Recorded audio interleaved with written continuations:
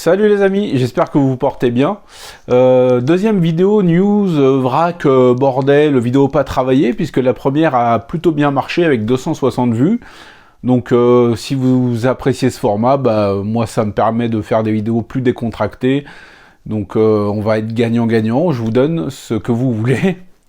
Ça me permet moi aussi de réagir à certaines news, de discuter avec vous, de partager ce que j'ai envie de vous partager. Donc c'est parti.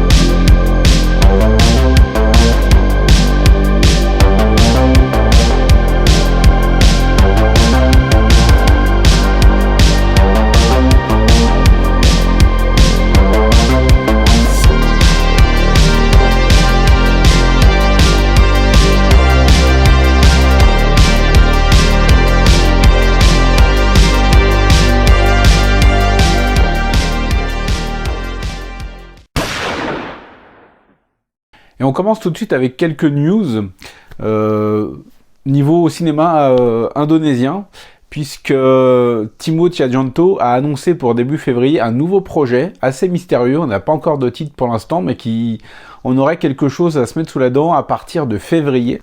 Le 2 février, précisément, il a partagé 7 images. Ça a l'air d'être, je pense, un film d'action.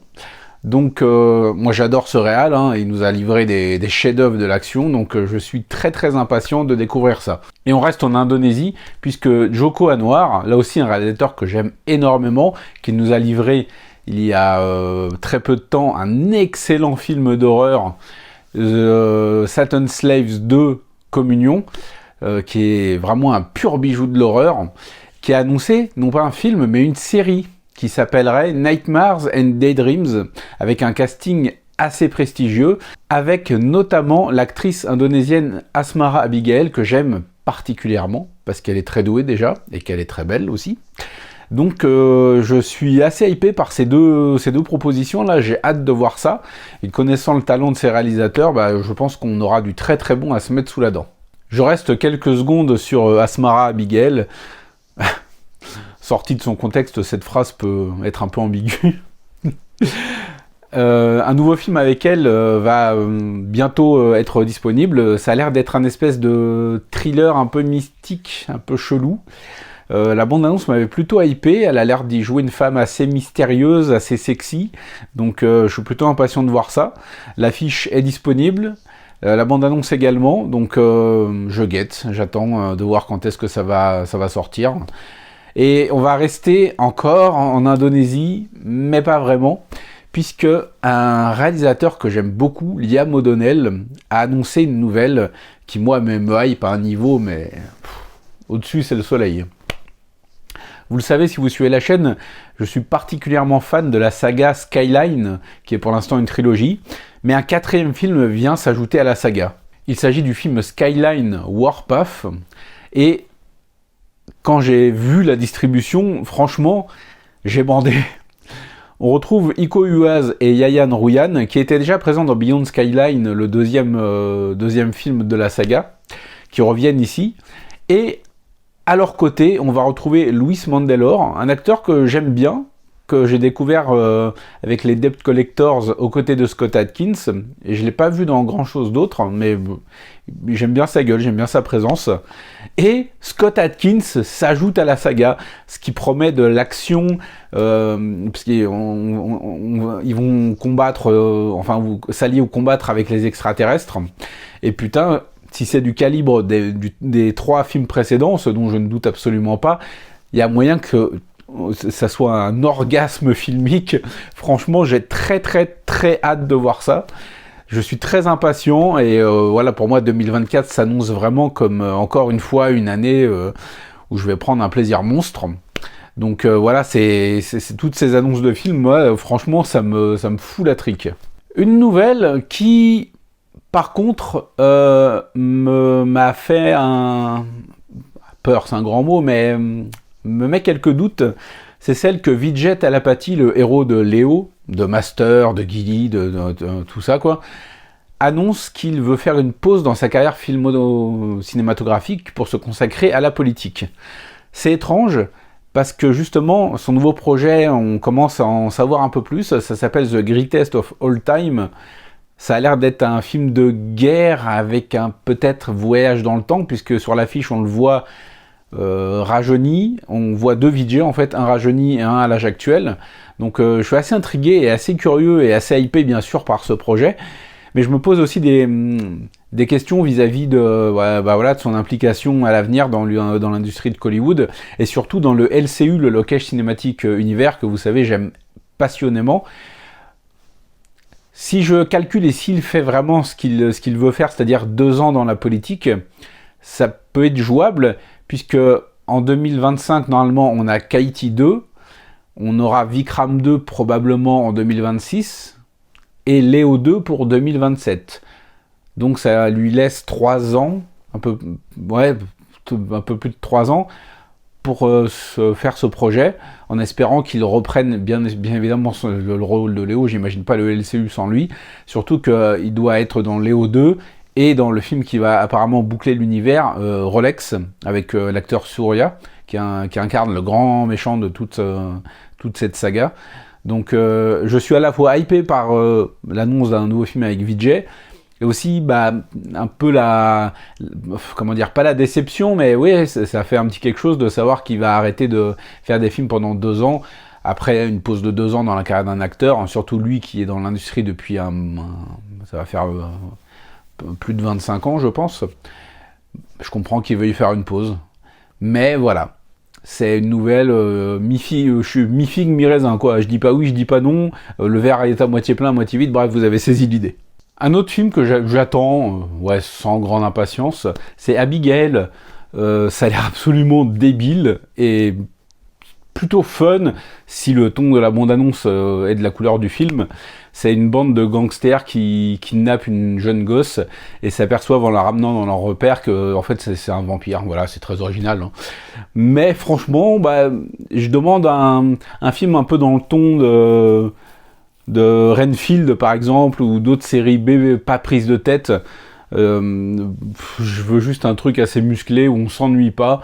Et puis il y a Melissa Barrera, donc j'espère que, voilà, honnêtement, je vais regarder le film juste pour elle, parce que qu'est-ce que j'aimerais qu'elle s'assoie sur mon visage, celle-là. Oups, pardon, ça m'échappait. Donc, voilà, ce genre de petite série B d'horreur, un peu musclée, d'action, je suis pas contre. J'attends même ça avec plaisir. Je veux juste des trucs pas prises de tête, qui se prennent pas au sérieux, qui exploitent un minimum correctement leurs idées, leurs concepts. Donc c'est tout ce que je demande à ce Abigail, et je trouve cette affiche particulièrement stylée, c'est pour ça que je vous la mets. Donc voilà, Melissa Barrera en passage, qui apparemment ne se barrera plus de Scream 7, puisqu'elle est en pourparlers avec les responsables pour apparemment être intégrée au casting. Enfin je sais pas, Scream 7 c'est un bordel, c'est un bordel sans nom ce truc, franchement. Le pire, c'est que je pense que j'irai le voir quand même, parce que j'aime bien la saga. Mais voilà, Scream 5 et Scream 6, t'y vas pour les meurtres et pour certains personnages, mais ça a vraiment aucun intérêt quelconque, quoi. C'est le genre de truc que tu regardes et que tu dis, oh, ok, j'ai déjà oublié. Donc, est-ce que ça a vraiment un intérêt au final ? Non.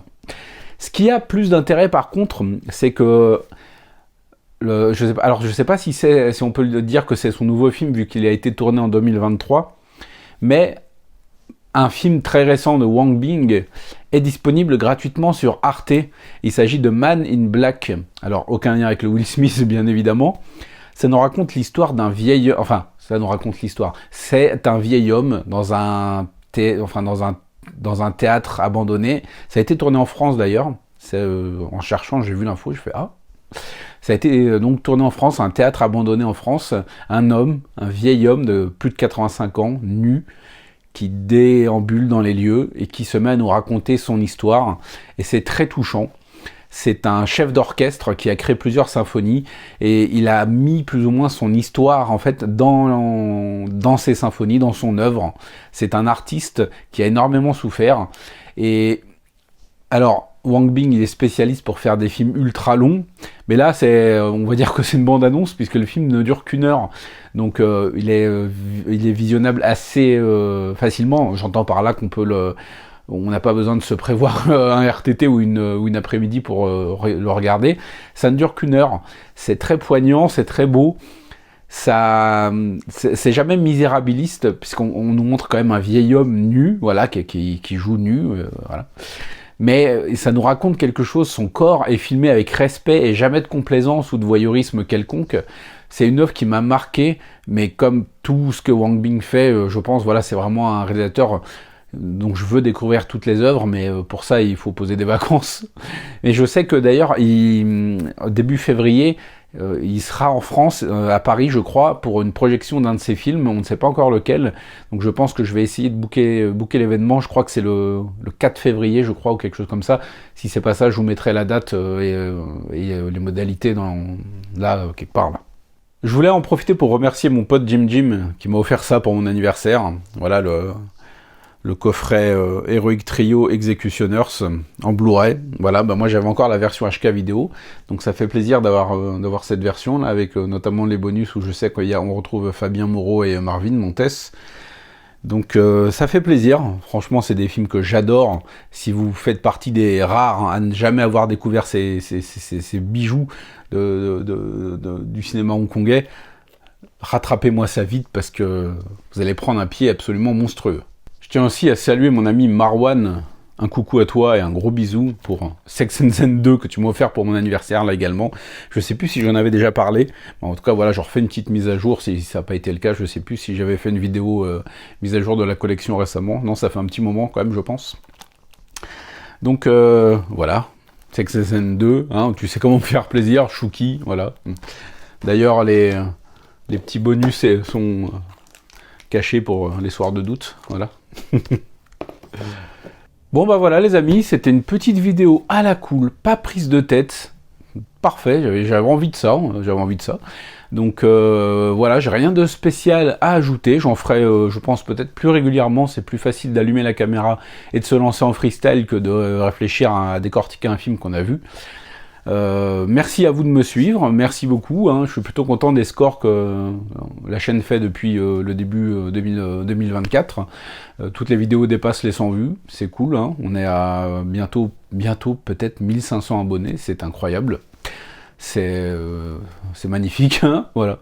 Merci encore une fois à vous et on se retrouve très prochainement pour parler de cinéma asiatique parce que vous savez que ça déchire. Ciao!